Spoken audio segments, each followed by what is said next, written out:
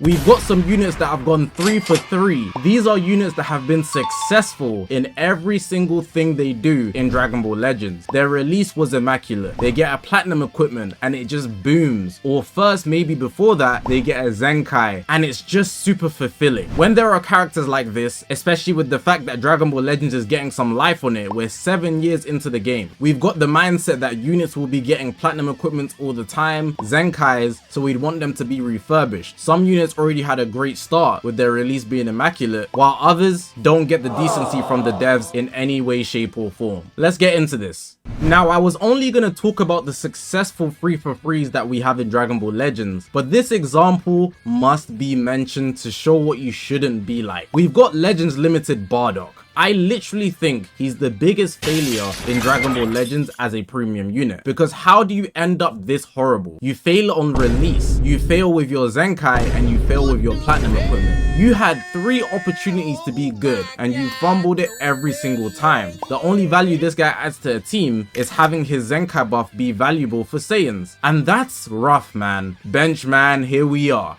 But how the hell did that happen? Well, from my perspective, his release was underwhelming because his kit just didn't have enough stats. If he did more damage, I think he'd be a lot more useful. The term a lot of people use when a unit is underwhelming to try and balance out the argument is they need investment. Bro, he just sucks. If I have to get the unit 12 stars to match with units that are 3 and 6 stars, there's something wrong there. And it's not like he was defensively great. In some few niche scenarios, he could catch you slipping, but he was nothing to be seriously scared of. If we look at his Zenkai, it doesn't really add much. It gives him a bit of damage, but it's not enough to close the gap, especially at that time versus when he needed it. It also makes his entry to the battlefield a tiny bit better, but it's nothing that's gonna save your whole life in Dragon Ball Legends PvP. His platinum equipment was pretty much the same thing, just adding more stats and allowing him to heal, but again, it's nothing that's gonna save you in PvP, especially for the long term. So since then, he's just been cooked and forever stamped as a bench option. Right, let's talk about the GOAT of Dragon Ball Legends. Legends Limited Super Saiyan Sword of Hope Trunks. This guy is the most successful unit to ever drop in Dragon Ball Legends. If you spent your Chrono Crystals on this guy, you got every bit of value out of it. Successful on release and in a dangerous meta where the odds were stacked against him. Successful on his platinum equipment and successful on his Zenkai. In all these cases, the odds were very much stacked against him. In every single scenario where he had to face off against these meta units, they were not no little boys. And unlike some other units, I think that's very much so deserving of respect. Especially on his release, he was stacked up against Blue Bros, the first ever tag unit. Plus the reversing element, come on bro, people didn't want to summon for this guy over Blue Bros, but a lot of people did and it paid off. Seriously, in terms of longevity, Sword of Hope Trunks did a very good job on his release. If we look at his Zenkai, it made him a lot more versatile for the teams that he could be used on to get the effects on his kit. The main difference being that he was tied to Vegeta Clan and Future, and of course Vegeta Clan was a dead team back then, but now they extended it to Hybrid Saiyans, which just makes him more relevant in general, giving him more options and more life down the line. We've got his platinum equipment as well, obviously giving him the stats he needs, but stats only prolong the inevitable because power creep will kick in. But they actually made his kit good by allowing him to cancel buffs from everything but rising rushes. That alone allowed him to keep up with all the units in the meta if you wanted to use him as an option. Sword of Hope Trunks is great, man, especially for how people downplay him. He's going down in the books. Next up, a genuine 3 for 3 that is underrated. We've got Feetku. Now for a Sparking to be in these leagues, they have to perform some dangerous rituals to be keeping up with premium units. And also the fact that there's no other premium units that have gone 3 for 3 in Dragon Ball Legends actually speaks volumes. Like, I was looking, and the issue is, in most cases the units would fumble their Zenkai or platinum equipment, or their release was so bad and they try pull a comeback, but then it only allows them to go 2 for 3, which is a big shame. Like, I think the closest one I will mention is First Form Frieza, but his platinum equipment isn't great. It's just that his kit was good for so long and he was a value for Lineage of Evil, so much so that he was able to be used with just a small tweak to his kit.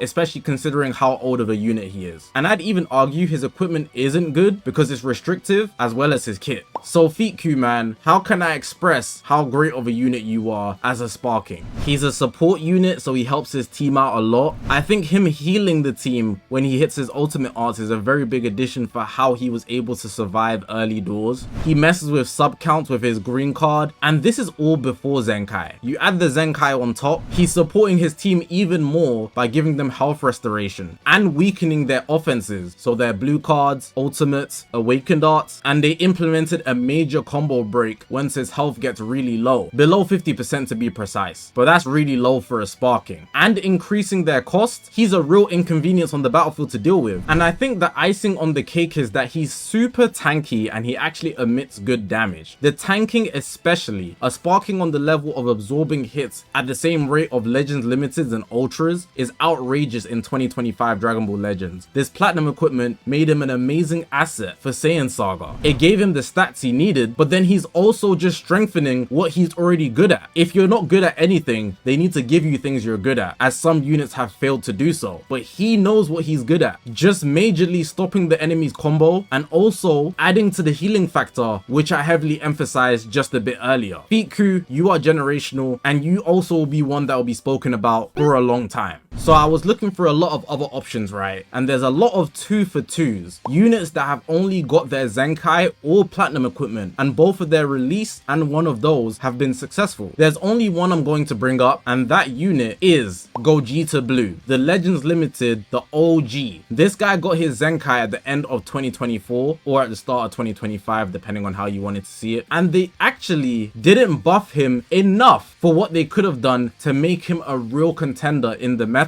But even so, because his base kit is so dominant and he's such a skill-based unit, just off being able to tank and break a combo at half health, he was able to keep up with all the units in the meta coming out of the 2024 festival. And that's a very big feat for such a unit. This unit released in 2020, going up 5 years. It's more like 4 though. That's amazing work. They pretty much just gave him stats and said, his kit's good enough, you'll be alright. Besides from that, it's some pieces here and there, like debuffing to the enemy, buffing himself up, healing aspects, vanish recovery. It's things that make him a very good 1v3 unit if you are skilled at using him. Very high skill ceiling unit, not for everybody, but for those guys that did want this unit to get any sort of buff when he did get his Zenkai, this is one that made a lot of people happy and brought a lot of fun back to Dragon Ball Legends. Considering I would say the 2024 festival isn't something that people generally accepted as one of the great ones. So I'm editing this video and I had some thoughts about other things I could include in this video, so you're getting a little extension here at the end. There's 2 more things I wanted to talk about, and you can take it as you will, but to each their own. The first one I wanted to bring up is Shallot, the free-to-play main character of Dragon Ball Legends. Now he's gone how many for how many? He's got what, his base form, Super Saiyan, Super Saiyan 2, Super Saiyan 3, he's got Super Saiyan God and Super Saiyan Blue, and he's got the sparking version of himself with all of those transformations as well. So it's like, do I mention this guy in the video? At first I wasn't going to, but I felt at least he's had 3 successful transformations. As a hero, his base form was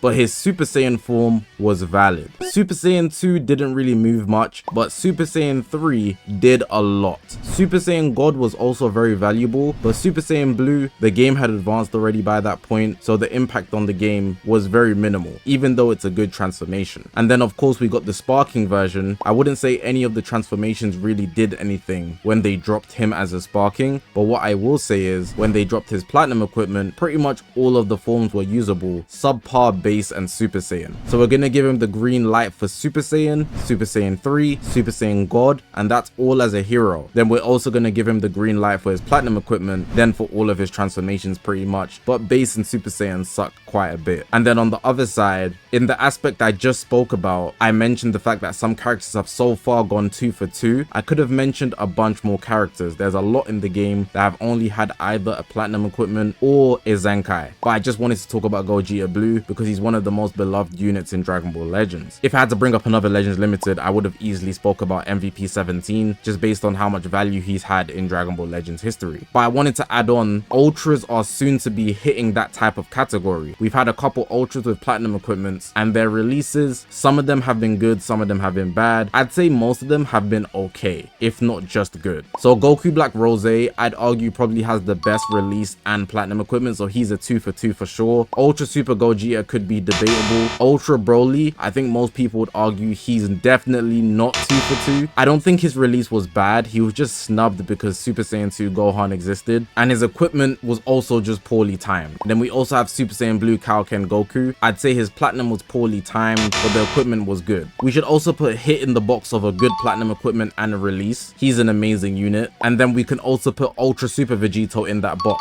I'd say between USV or Ultra Goku Black Rose top 1 and 2, some people might want to argue Hit, but those three definitely have the best releases and platinum equipment going 2 for 2. So when their Zenkais roll around, maybe they will go 3 for 3, but we'll have to see. But yeah, man, that's going to make the end of the video. If there was anybody that I left out, please feel free to let me know in the comment section below. If there are a lot more, I might even make a part 2 of this video. But it just seems that some units got it, some units don't, and it's really sad for the ones that flop, because how did you make them go 3 for 3 in L's? But hopefully you guys did enjoy this video. If you haven't already, make sure to press the subscribe button. We're on this grind to 200,000 subscribers. I appreciate you guys for watching, man. My name is Zakashi, guys, and I'll see you guys in the next one, man.